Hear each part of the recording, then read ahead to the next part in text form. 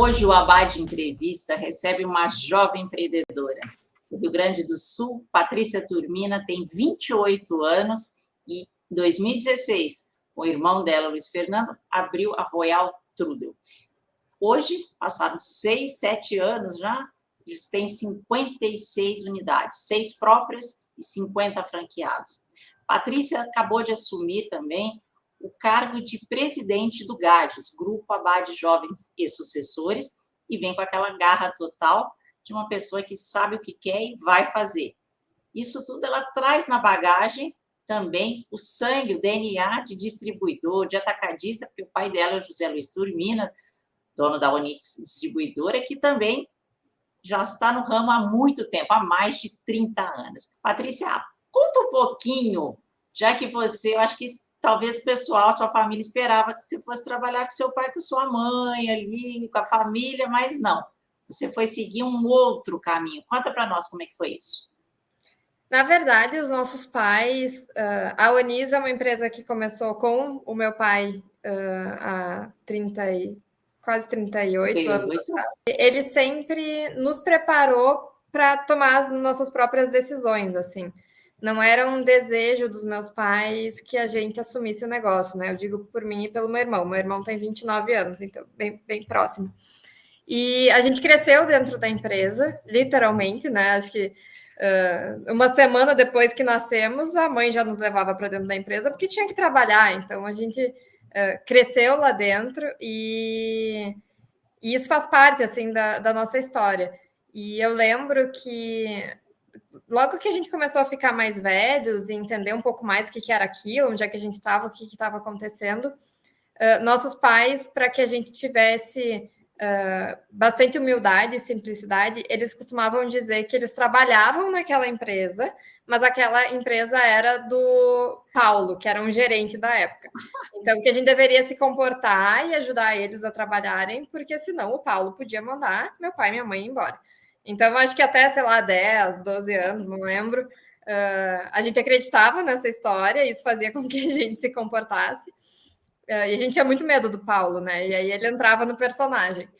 E mesmo depois disso, assim, ao longo da adolescência, eu lembro que meus amigos iam para a praia, iam para a piscina nas férias de verão, e eu e meu irmão, o nosso combinado com os nossos pais era de que a gente precisava sempre ficar meio turno na empresa se a gente quisesse curtir a parte da tarde. Então, nas férias de verão, a gente costumava ir para a empresa passar a manhã, almoçava no refeitório, e de tarde a gente podia sair com os amigos, ir na piscina, etc. Eles sempre, assim, foram muito claros em dizer que a gente deveria tomar as nossas próprias decisões e escolher o caminho que a gente achasse que fosse mais ao encontro da nossa felicidade, né? E eu acho que principalmente na época ali que a gente tinha uns 18, 19 anos, não era um momento fácil para a distribuição. E também talvez não tenha sido um momento tão fácil para a Onis, né? A distribuição é um segmento bastante desafiador. E a gente sempre gostou, então, dessa ideia de empreender, de ter a empresa, de trabalhar bastante, mas a gente queria construir a nossa história. E uma coisa que meu pai sempre falou também é que caso a gente quisesse ficar dentro da Onis, né, e assumir a empresa dele, a gente deveria quebrar a nossa empresa primeiro, antes de entrar, para eventualmente quebrar a empresa deles. Então, a gente queria construir a nossa própria empresa desde muito cedo, assim, desde os 19 anos. Agora, a pedagogia dos seus pais foram eficientes porque você achou o doce, o Royal Trudel. Conta essa história, que é um doce romeno, né? E eu conheço até muita gente que já comeu, já provou, ficou uma delícia. Me conta essa história, como é que foi a história desse doce? A história do Trudel, ela começou com uma outra história, de uma outra ideia de negócio que eu e meu irmão tivemos. Então, a gente sempre teve o sonho de construir uma máquina de cachorro-quente robotizada.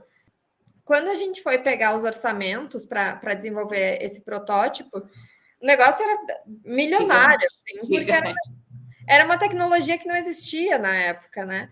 E aí a gente acabou declinando no mesmo dia que nós fomos buscar meus pais no aeroporto de Porto Alegre, e eles estavam voltando de Praga.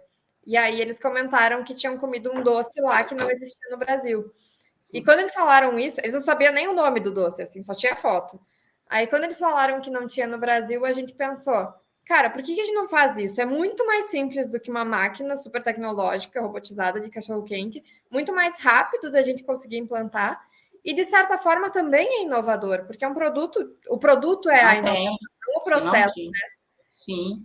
O que você espera para mais adiante? Você tem um número de franqueados? Você quer ter mais lojas próprias? O que você pensa a respeito disso?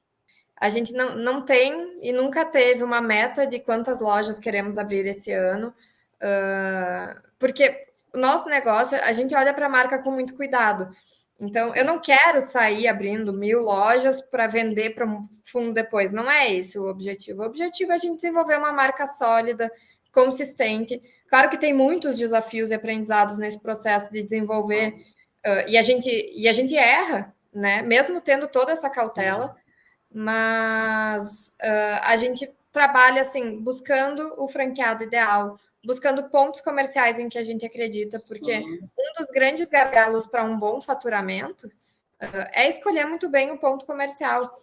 E por mais que a gente diga muito mais nãos do que sim, mesmo assim, às vezes a gente diz um sim e aquele ponto tinha alguma variável, alguma premissa que a gente não conseguiu prever antes e não performou bem.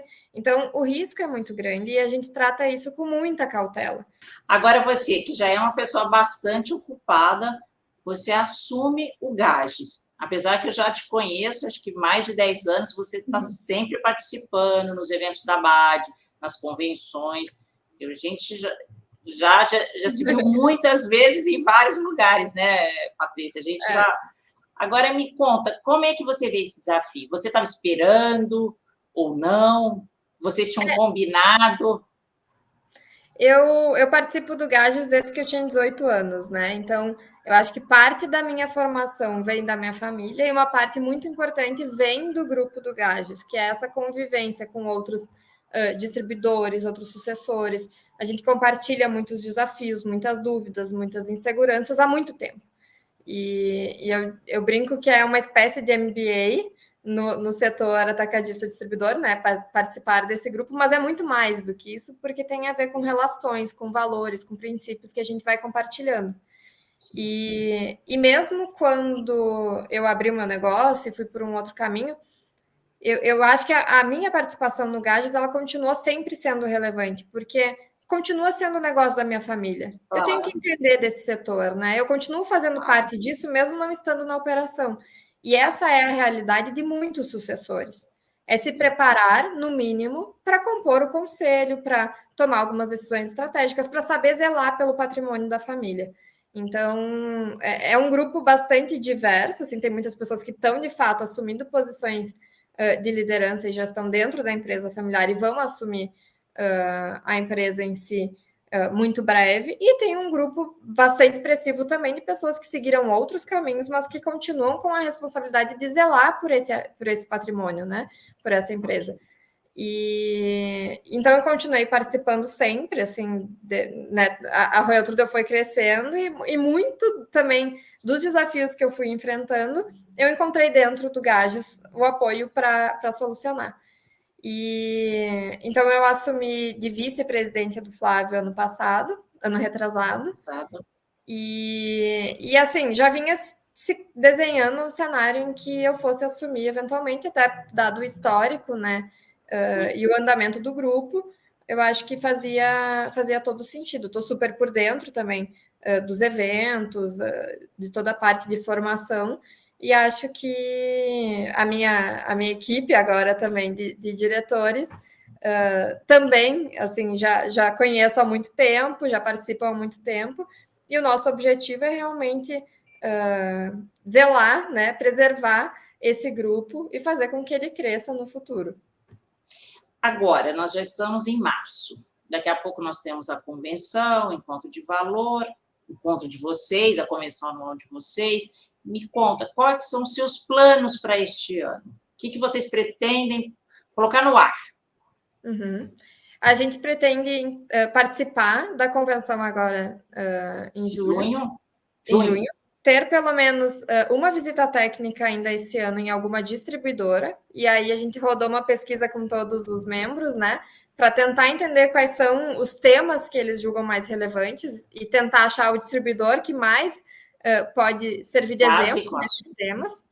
E no final do ano, então, a gente tem a nossa convenção nacional, mas antes disso a gente também quer fazer pelo menos um curso independente esse ano ainda. Então, também dentro desses temas que os membros trouxeram como demanda, e buscando, então, fazer algumas parcerias para conseguir desenvolver esse conteúdo.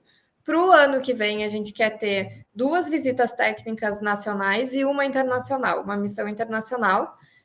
Já estamos também com 5 países aí que os membros indicaram, né, que acho que servem como aprendizado para o setor atacadista distribuidor e também para outros setores.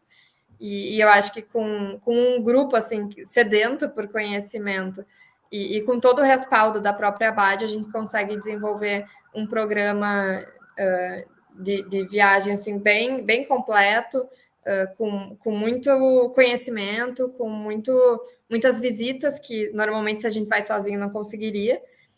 E ano que vem também, então, seguir com os cursos independentes, né, para atender essa demanda que os membros trouxeram, e novamente a nossa convenção. Patrícia, você está incluída numa lista da Forbes, né? Conta isso um pouquinho para a gente, rapidinho, só para a gente lembrar de como é que ficou impactada, como é que foi isso?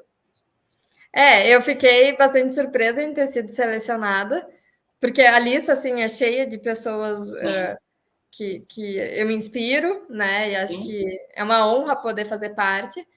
E eu brinco que não é... Eu vejo, apesar de ser algo que me honra muito, não é uma linha de chegada na minha vida, muito pelo contrário. Acho que é mais um tapinha nas costas, assim, tá fazendo um bom trabalho, mas a responsabilidade aumenta, inclusive. Então, ao mesmo tempo, é um reconhecimento e uma responsabilidade, né? Sim, sim. Bom, eu agradeço você, nós fizemos uma matéria com você na revista Distribuição, que está circulando, a nossa entrevista agora também para contar um pouco dos seus planos. Eu espero que tenha muito sucesso em tudo que você almejar. Obrigada, viu? Obrigada, Cláudia. É um prazer participar contigo. Nos vemos por aí nos eventos. Claro, logo.